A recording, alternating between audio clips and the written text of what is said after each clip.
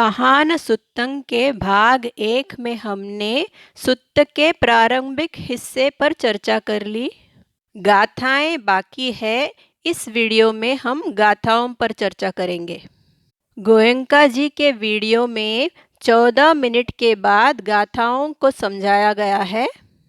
इस वीडियो के description box में गोयंका जी के वीडियो का लिंक दिया गया है। सुखं वेदयमानस्य वेदनं अपजानतो सो रागानुसयो होती अनिस्सरणदस्सिनो। पहले उस हिस्से को देखते हैं जहाँ क्रिया है सो रागानुसयो होती।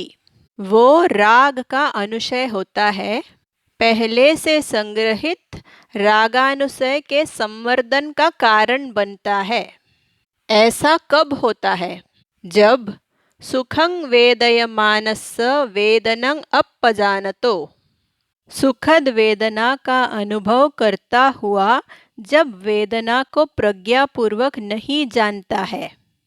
ऐसे व्यक्ति के लिए जो निस्सरणदस्सी नहीं है, अनिस्सरणदस्सी है, उसके लिए सुखद वेदना रागानुसयो होता है, क्योंकि उसको इस प्रपंच से निस्सरण का माने निकास का, बाहर निकलने का उपाय, बाहर निकलने का रास्ता उसको दिखाई नहीं देता। दुखं वेदयमानस्य वेदनं अपजानतो पटिघानुसयो होती अनिस्सरणदस्सिनो। दुखद वेदना का अनुभव करता हुआ वेदना को प्रज्ञापूर्वक नहीं जानता है, वो पटिघ का अनुसय होता है। ऐसे व्यक्ति के लिए जो निस्सरणदस्सी नहीं है, अनिस्सरणदस्सी है। आगे का पाठ। अदुःखम असुखं संतं भूरिपय्येन देशितं। भूरिपय्येन माने विपुल प्रज्ञावान द्वारा, माने भगवान बुद्ध द्वारा। देशित का मतलब है उपदिष्ट। संतं शांत। यहाँ बात हो रही है प्रश्रब्दी की, अदुखद असुखद वेदना की। तो अदुःखं असुखं संतं भूरिपय्येन देशितं का मतलब है अदुखद असुखद शांत अवस्था, जिसका उपदेश महाप्रज्ञावान बुद्ध द्वारा किया गया। तंचापि अभिनंदति, उसका भी अभिनंदन करता है। तो नेव दुःखापमुच्यति, दुख से नहीं छूटता। दुःखा पंचमी विभक्ति माने दुख से। नेव पमुच्यति नहीं मुक्त होता है।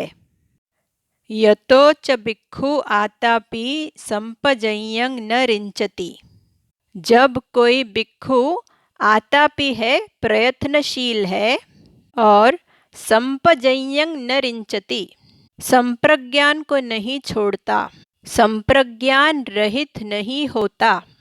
ततो सो वेदना सब्बा परिजानाति पंडितो, शब्दों का क्रम बदलकर लिख दिया। ततो सो पंडितो सब्बा वेदना परिजानाति, तब वह पंडित सभी वेदनाओं को पूरी तरह जान लेता है। सो वेदना परिज्ञाय दिट्ठे दम्मे अनासवो, वो वेदनाओं को पूरी तरह माने ठीक प्रकार से जानकर इसी लोक में, दिट्ठे धम्मे, अनाश्रव होता है, आश्रव रहित होता है। सो अनासवो, वो अनाश्रव होता है। दिट्ठे धम्मे सप्तमी विभक्ति है, इसका मतलब इसी लोक में।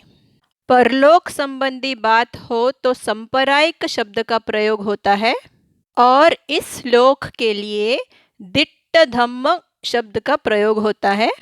दिट्ठ का मतलब दृश्य, तो ये जो दृश्यमान लोक है, इसके लिए दिट्ठ धम्म शब्द का प्रयोग किया गया। परिज्ञाय, परिज्ञा का अर्थ है परिपूर्ण ज्ञान। इस वाक्य में परिज्ञाय पूर्व क्रिया है, तो वेदना परिज्ञाय अनासवो का मतलब हुआ कि वेदनाओं का परिज्ञान करके अनासवो हो जाता है, अरहंत हो जाता है। कायस्स भेदा धम्मट्ठो। धम्मट्ठो माने धर्म में स्थित, धर्मिष्ठ। कायस्स भेदा माने काया का भेदन होने पर यानी मृत्यु आने पर। संख्यं नोपेति वेदगु। उत्तम ज्ञान प्राप्त व्यक्ति को वेदगु कहा। नोपेति माने न उपेति। उपेति माने प्राप्त करता है, नोपेति माने प्राप्त नहीं करता। क्या प्राप्त नहीं करता है? संख्यं गिनती या गणना। अट्ठक कथा में बताया गया कि संख्यं नोपेति इति। संख्यं नोपेति का मतलब ये है कि रत्तो दुट्ठो मूढ़ोति पय्यत्तिं न उपेति। रत्तो माने राग रंजित, दुट्ठो माने द्वेष दूषित, मूढ़ो मोह विमूढ़ित, पय्यत्तिं न उपेति ऐसी पहचान प्राप्त नहीं करता। इसका अर्थ ये हुआ कि जिसने वेदनाओं का परिज्ञान करके वेदगु हो गया, ऐसा व्यक्ति लोक चक्र में पड़े हुए अन्य प्राणियों की तरह रत्तो दुट्ठो मूढ़ो जैसे शब्दों से पहचाना नहीं जाएगा। तंग पय्यत्तिं पहाय क्षीणासवो नाम होतीति अर्थो। उस पहचान को छोड़कर क्षीणासवो कहलाता है, अरहंत कहलाता है। लोक चक्र से मुक्त हो गया, इसलिए लोक चक्र में पड़े हुए प्राणियों में उसकी गिनती नहीं होती। संख्यं नोपेति।